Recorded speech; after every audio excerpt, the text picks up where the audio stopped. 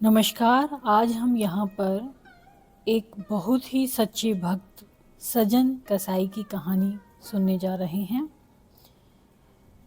सजन कसाई भगवान के नाम कीर्तन में हमेशा मगन रहते थे।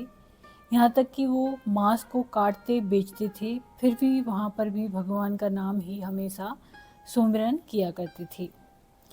एक दिन वो कहीं अपनी ही धुन में जा रहे थे कि उनके पैर से कोई पत्थर टकराया। वे रुक गए। उन्होंने देखा एक काले रंग के गोल पत्थर से उनका पैर टकरा गया है। उन्होंने वह पत्थर उठा लिया और जेब में रख लिया, यह सोचकर कि यह तो मेरे मांस तोलने के काम में आएगा।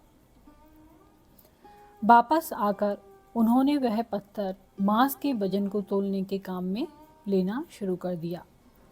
कुछ ही दिनों में उन्होंने यह समझ लिया कि यह जो पत्थर है मेरे पास, ये कोई साधारण पत्थर नहीं है। जितना वजन उसको तोलता होता, पत्थर उतने वजन का ही हो जाता। धीरे धीरे यह बात फैलने लगी कि जो सजन कसाई है, उनके पास वजन करने वाला जो पत्थर है, वह जितना चाहता है पत्थर उतना ही तोल देता है। किसी को 1 किलो मांस देना होता है तो तराजू में उस पत्थर को एक तरफ डालने पर दूसरी ओर 1 किलो का मांस ही तुलता है। अगर किसी को 2 किलो चाहिए तो वह पत्थर 2 किलो के भार जितना हो जाता है।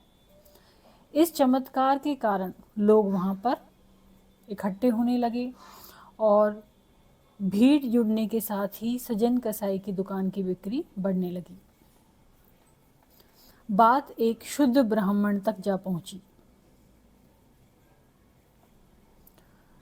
वो ब्राह्मण सजन कसाई की दुकान पर नहीं जाना चाहते थे, लेकिन जो चमत्कारिक पत्थर था उसको देखने की उनके मन में बहुत ही उत्सुकता थी, इसलिए वो उस दुकान पर खींचे हुए चले आए।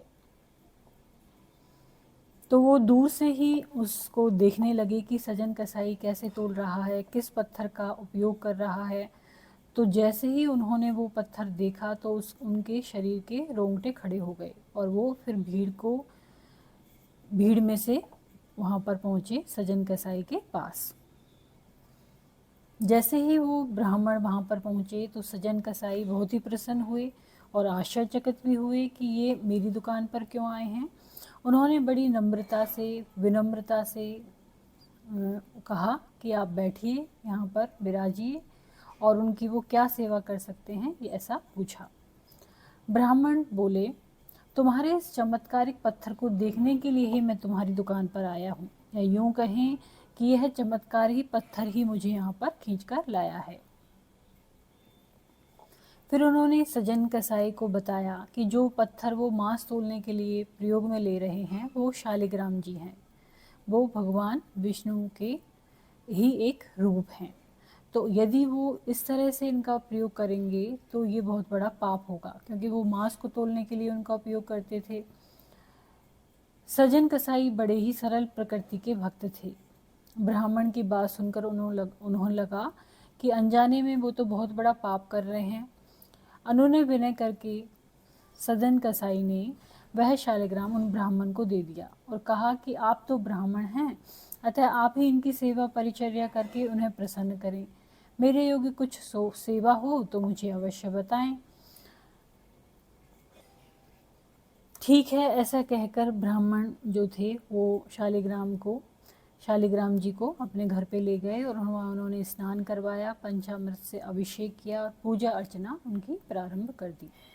कुछ ही दिन बीते थे कि उन ब्राह्मण के सपने में आए शालिग्राम जी और कहा, हे ब्राह्मण, मैं तुम्हारी सेवाओं से प्रसन्न हूँ, किंतु तुम मुझे उसी सजन कसाई के पास छोड़ाओ। तो सपने में ही ब्राह्मण ने भगवान से पूछा कि क्या आप मेरी पूजा अर्चना से प्रसन्न नहीं हैं?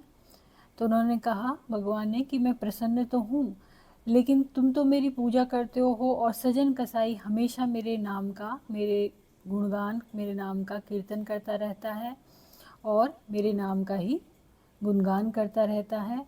तो आप मुझे वहीं पे छोड़ाओ, मुझे वो बहुत अच्छा लगता है। ब्राह्मण अगले ही दिन सजन कसाई के पास गए और उन्हें प्रणाम करके सारी सपने की बात उनको बता दी और श्री शालिग्राम जी को उनको सौंप दिया। ब्राह्मण की बात सुनकर सजन कसाई की आंखों में आंसू आ गए और उन्होंने मन ही मन यह निश्चय कर लिया कि अब वो मांस बेचने और खरीदने का कार्य नहीं करेंगे। यदि मेरे ठाकुर मेरे कीर्तन को पसंद करते हैं तो मैं अधिक से अधिक समय नाम कीर्तन ही करूँगा। तो आज हमने सुनी सजन कसाई, जो भगवान के बहुत ही बड़े भक्त थे, उनकी कहानी। यदि ये कहानी आपको पसंद आती है तो इसको लाइक करें, चैनल को सब्सक्राइब करें, कमेंट करें और शेयर करें। धन्यवाद।